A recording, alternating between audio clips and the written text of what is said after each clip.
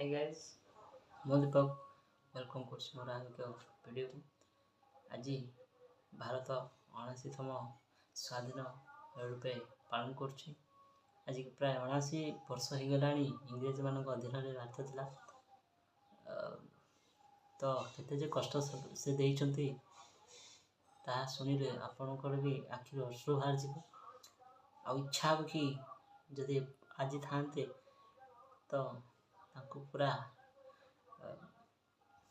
କେମିତି କଷ୍ଟ ଆମେ ଦେଇଥାନ୍ତେ ସେଇଟା ଆପଣ ବି ଚିନ୍ତା କରୁଥିବେ। ତ ମୁଁ ବି ଚିନ୍ତା କରେ ବେଳେବେଳେ ଯଦି ଆଜି ସେମାନେ ଥାନ୍ତେ ଆମେ ବି ତାଙ୍କୁ ଆମର ଜୋର ଦ୍ୱାରା ଆମେ ବି ତାଙ୍କୁ ମାନେ କିଛି ଶାସନ କରିଥାନ୍ତୁ। ତ ଫ୍ରେଣ୍ଡସ୍, ଯେମିତିକି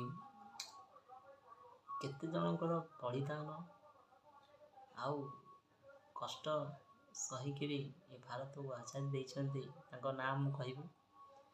ସେଥିମଧ୍ୟରୁ ମହାତ୍ମା ଗାନ୍ଧୀ, ସୁଭାଷ ଚନ୍ଦ୍ର ବୋଷ, ଜବାହରଲାଲ ନେହେରୁ, ଲାଜପତ ରାୟ, ବାଲ ଗଙ୍ଗାଧର ତିଲକ, ବିପିନ ଚନ୍ଦ୍ର ପାଲ, ଭଗତ ସିଂ, ତାତ୍ୟା ଟୋପେ, ଆଉ ଜଣେ ମହିଳା ଯୋଦ୍ଧା ଆପଣ ଜାଣିଥିବେ ରାଣୀ ଲକ୍ଷ୍ମୀବାଇ।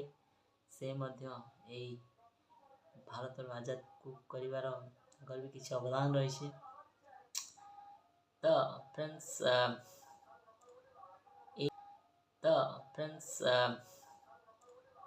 ଏଇ ସ୍ୱାଧୀନ ଭାରତରେ ଆମେ ସବୁ ଆଜାଦ, ଆଉ କାହାର ବି ଶାସନ ଲାଗୁନାହିଁ ଏଠି।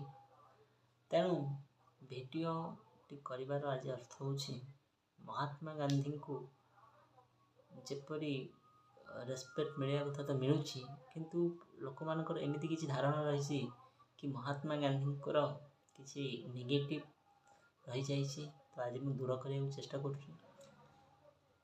ମହାତ୍ମା ଗାନ୍ଧୀ ଯେ ଟ୍ରୁ ଲିଡର ଆକ୍ଚୁଆଲି ଦେଖ, ସେ ବିଲାତରେ ପାଠ ପଢ଼ିକି ଆସିଛନ୍ତି, ଲ କରିକି ଆସିଛନ୍ତି, କିନ୍ତୁ ଭାରତରେ ଆସିକି ଯେତେବେଳେ ଦେଖିଲେ ମୋର ଏଇ ଇଣ୍ଡିଆନ୍ ଭାଇ ଭଉଣୀ ମାନେ, ମୋ ପରିବାର ମାନେ ଯେତେବେଳେ ଏତେ କଷ୍ଟ ରହୁଛନ୍ତି, ମୁଁ ଏତେ ପାଠ ପଢ଼ି କରିବି କ'ଣ? ସେଥିପାଇଁ ସେ ଭାରତରେ ସାମିଲ ହେଇଥିଲେ। ଆଜାଦ ଦେବାରେ ଅହିଂସାର ପଥ ଆପଣେଇଥିଲେ। ଏତେ ସବୁ ଦାମୀ ଦାମୀ ସାର୍ଟ ପୋଷାକ ପିନ୍ଧୁଥିଲେ, ତାକୁ ଛାଡ଼ିବାକୁ ପଡ଼ିଥିଲା। କେବଳ ଧୋତିରେ ସେ ପିନ୍ଧିକି ସାରା ଭାରତ ଭ୍ରମଣ କରିଛନ୍ତି। ତ କେତେ ଆନ୍ଦୋଳନ ବି କରିଛନ୍ତି, ଲାଠି ପାହାର ଖାଇଛନ୍ତି, କିନ୍ତୁ ତଥାପି ସେ ଭାଙ୍ଗି ନାହାନ୍ତି, ଭାଙ୍ଗି ପଡ଼ିନଥିଲେ। ଆଉ ତାଙ୍କର ଶେଷ ପର୍ଯ୍ୟନ୍ତ ସେ ଚେଷ୍ଟା କରିଥିଲେ କି ଭାରତକୁ କିପରି ସୁରକ୍ଷିତ ରହିବ, ଆଉ ଇଂରେଜଙ୍କୁ କେମିତି ଭାରତରୁ ବିଦା କରିବେ, ଏହା ହିଁ ଥିଲା ତାଙ୍କର ସଂକଳ୍ପ।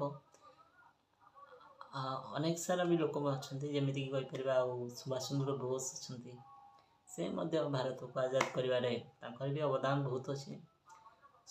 କହିପାରିବା ଆମେ ଭଗତ ସିଂ, ସେ ବି ଏକ ଛୋଟ ବୟସରୁ ଏଇ ମାଟି ମା ପାଇଁ ତାଙ୍କର ତ୍ୟାଗ ଅପୂରଣୀୟ।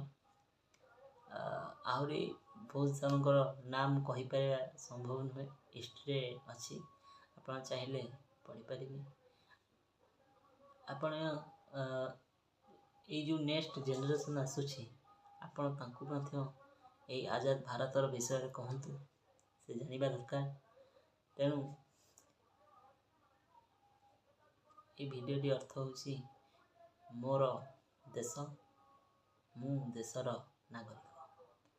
ଜୟ ହିନ୍ଦ, ବନ୍ଦେ ମାତରମ୍।